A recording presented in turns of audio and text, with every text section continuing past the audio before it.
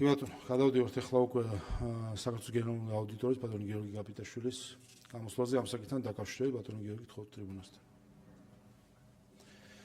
ამას უბრალოდ ჩვენთან სტუმრად არიან საქართველოს ტექნიკური უნივერსიტეტის სამართლისა და საერთაშორისო ურთიერთობების ფაკულტეტის სტუდენტები, მისამოთ ნამდვილ ინტერესისთვის.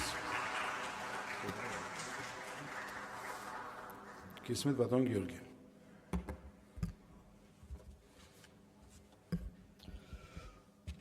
მოგესალმებით ბატონო პარლამენტის თავმჯდომარე, მოგესალმებით ბატონო პარლამენტის წევრებო. წარმოგიდგენთ სახელმწიფო აუდიტის სამსახურის მოხსენებას საქართველოს 2025 წლის სახელმწიფო ბიუჯეტის წლიური შესრულების შესახებ. აუდიტის სამსახურის შეფასებით მთავრობის ანგარიში მომზადებულია მოქმედი კანონმდებლობის დაცვით და ყველა არსებითი ასპექტის გათვალისწინებით უტყუარად ასაყავს სახელმწიფო ბიუჯეტის შესრულების შესახებ ინფორმაციას. სახელმწიფო აუდიტის სამსახურის მოხსენებაში მოცემულია შემდეგი მნიშვნელოვანი ხასიათის საკითხები, რომელთა გათვალისწინებად მიზანშეწონილია ბიუჯეტის დაგეგმვის და შესრულების პროცესის და სახელმწიფო სექტორის ფინანსური მართვის სისტემის ფუნქციონირების შემდგომი გაუმჯობესებისთვის. უკანასკნელ წლებში ეკონომიკური ზრდის საპროგნოზო და ფაქტობრივი მაჩვენებლები მნიშვნელოვნად განსხვავდება ერთმანეთისგან. აღნიშნული თავის მხრივ ბიუჯეტის შესრულების საპროგნოზო მაჩვენებლის ფორმირებაზე ახდენს გავლენას, რაც საბიუჯეტო რესურსების ოპტიმალური დაგეგმვის და განაწილების თვალსაზრისით შემაფერხებელი გარემოება შეიძლება წარმოადგენდეს. ფისკალური რისკების ერთ-ერთი ძირითადი წყაროა სახელმწიფო საწარმოები, რაც დაკავშირებულია მათ უარყოფით ფინანსურ შედეგებთან. ასევე ფისკალური რისკებით მნიშვნელოვან წყაროდ რჩება საერთაშორისო საარბიტრაჟო სასამართლოში მიმდინარე დავებით. 2025 წლის მდგომარეობით აღნიშნული დავების ფარგლებში სადაო თანხის პოტენციურ მაქსიმალურმა ოდენობამ 1.7 მილიარდი ამერიკული დოლარი შეადგინა. ფისკალური რისკები თავს იჩენს ქვეყანაში მოქმედ დეპოზიტების დაზღვევის სისტემაში. შესაბამისად, მიზანშეწონილია ფისკალური რისკების ანალიზის დოკუმენტში წარმოდგენილი იქნას ინფორმაცია დეპოზიტების დაზღვევის სისტემიდან მომდინარე პოტენციური რისკების შესახებ. რაც შეეხება ფისკალურ წესებს, 2025 წლის ბიუჯეტის დეფიციტსა და ვალის წესის მაჩვენებელი კანონმდებლობით დაწესებული ლიმიტის ფარგლებშია მოქცეული. კერძოდ, ვალის წესის მაჩვენებელი 34.91%-ს უტოლდება, ხოლო ერთიანი ბიუჯეტის დეფიციტმა 0.3% შეადგინა, რაც გეგმაზე 2.2 მილიარდი ლარით ნაკლებია. აღნიშნული ძირითადად გამოწვეულია არაფინანსური აქტივების ცვლილებების მაჩვენებლის გეგმიდან 1.2 მილიარდი ლარის ჩამორჩენით. კერძოდ კი სამთავრობო სექტორს მიკუთვნებული სახელმწიფო საწარმოებისთვის გადარიცხული თანხების არსებითი ნაწილის აუთვისებლობით ფისკალური წლის დასრულებამდე.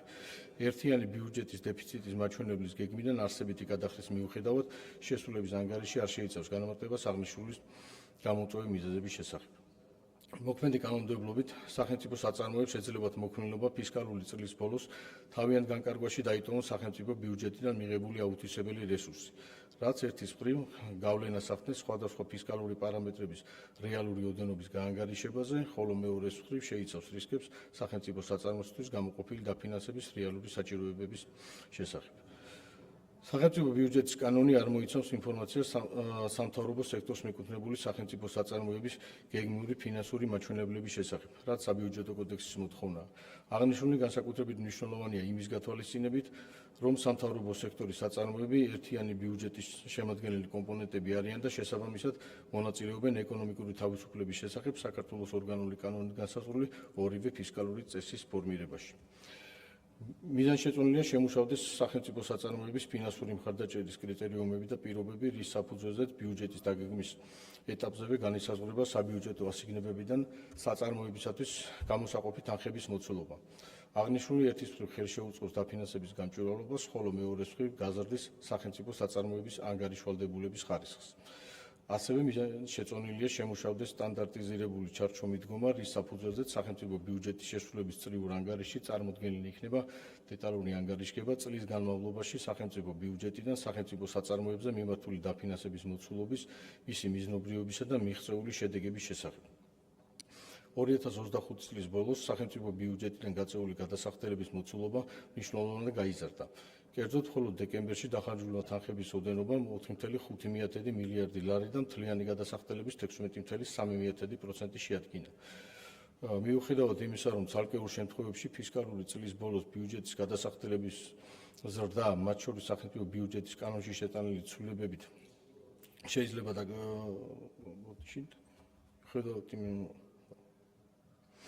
შეტანილი შეიძლება დაკავშირებული იყოს ობიექტურ გარემოებებთან, საბიუჯეტო რესურსების ჭარბი ათვისება წლის ბოლო თვეში ქმნის თანხების არაეფექტიანად და არამიზნეობად გამოყენების რისკებს.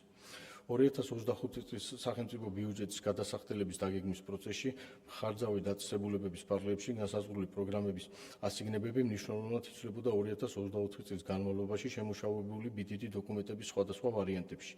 ბიუჯეტის დაგეგმა კომპლექსური პროცესია და ბუნებრივია BDD-ის სხვადასხვა ვერსიებში საორიენტაციო მოცულობებს შორის განსხვავების არსებობა, თუმცა საყურადღებოა აღნიშნული განსხვავებების სიხშირე და მასშტაბები. აღნიშნული ფაქტორი BDD-ის როგორც საშუალოვადიანი დაგეგმვის ინსტრუმენტის ხარისხობრივი გაუმჯობესების საჭიროებაზე მიუთითებს.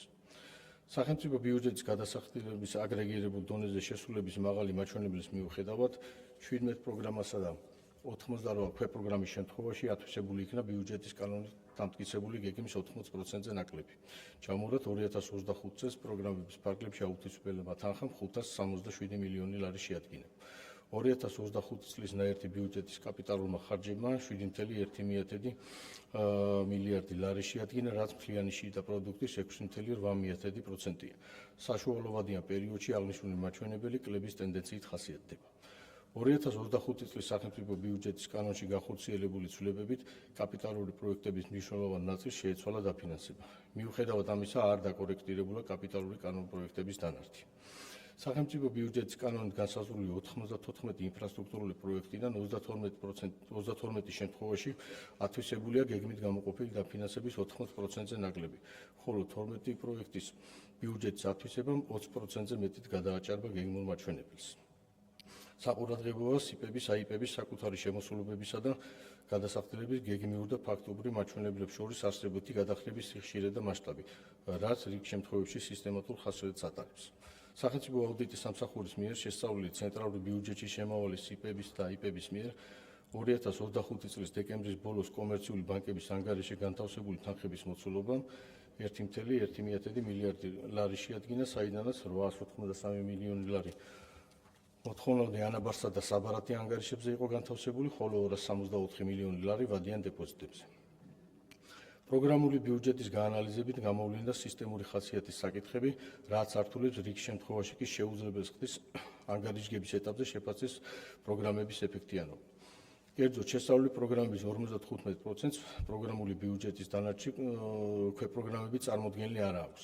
პროგრამების 54%-ში, რომელიც წარმოდგენილია ქვეპროგრამების დონეზე, საბოლოო და შუალედური შედეგების შეფასებისთვის გამოიყენება ერთი და იგივე ინდიკატორები. პროგრამების 73%-ის შემთხვევაში გამოყენებულია მხოლოდ რაოდენობრივი ტიპის ინდიკატორები, რაც ვერ უზრუნველყოფს პროგრამის საბოლოო შედეგების შესრულების სრულფასოვან შეფასებას. ასევე ანგარიშგების ეტაპზე ინდიკატორების 20%-ში ფიქსირდება 50-ზე მეტი განსხვავება დაგეგმილ და მიღწეულ სამიზნე მაჩვენებლებს შორის. პროგრამების, ქვეპროგრამების ინდიკატორების 12%-ის შემთხვევაში შეუძლებელია დადგენილი და მიღწეული მაჩვენებლის ერთმანეთთან შედარება და ცდომილების იდენტიფიცირება, ვინაიდან ინდიკატორების ნაწილს არ გააჩნია 2025 წლისთვის განსაზღვრული სამიზნე მაჩვენებელი, ან და მიღწეული მაჩვენებლის წარმოდგენა ხორციელდება დაგეგმვის ეტაპზე განსაზღვრულთან შეუსაბამოდ განსხვავებული ფორმატით. პროგრამული ბიუჯეტირების შემდგომი განვითარებისთვის მიზანშეწონილია შემუშავდეს ფორმალური სამოქმედო გეგმა, სადაც განისაზღვრება რეფორმის ფარგლებში განსახორციელებელი კონკრეტული აქტივობები შესაბამისი ვადებითა და პასუხისმგებელი უწყებებით. პროგრამული ბიუჯეტირების შემდგომი 2025 წლის ბოლოს მთავრობის ვალის მოცულობა 35,9 მილიარდ ლარს გაუტოლდა და მთლიანი შიდა პროდუქტის 34,4% შეადგინა. მათ შორის მთავრობის საგარეო ვალი 24,2 მილიარდი ლარია, ხოლო საშინაო ვალი 11,7 მილიარდი ლარი. მთავრობის ვალის ნაშთის 67% საგარეო ვალი წარმოადგენს, შესაბამისად არსებული გეოპოლიტიკური რისკების ფონზე მთავრობის ვალი განსაკუთრებით მოწყვლად რჩება ვალუტის გაცვლითი კურსის ცვლილებების მიმართ. 2025 წელს ევროში აღებული ვალდებულებების წილი მთლიანად საგარეო ვალში 68%-მდე გაიზარდა და საყურადღებოა საგარეო ვალის პორტფელში ევროში დომინირებული სესხებით მნიშვნელოვანი ზრდა, რაც მთავრობის საგარეო ვალის მოწყვლადობას ევროს გაცვლითი კურსის ცვლილების მიმართ არსებითაც ზრდის. უკანასკნელ წლებში ზრდადი ტენდენციით ხასიათდება საკრედიტო პორტფელში ცვლადი საპროცენტო განაკვეთის მქონე სესხების წილიდან 2025 წლის ბოლოსთვის 54.3%-ს უტოლდება. მთავრობის ვალის მართვის სტრატეგიით ფიქსირებული საპროცენტო განაკვეთის მქონე სესხების წილი მთავრობის მთლიან საგარეო ვალში უნდა შეადგენდეს მინიმუმ 50%-ს, რაც 25 წლისთვის არ არის მიღწეული. ალბათ ყურადღებისთვის.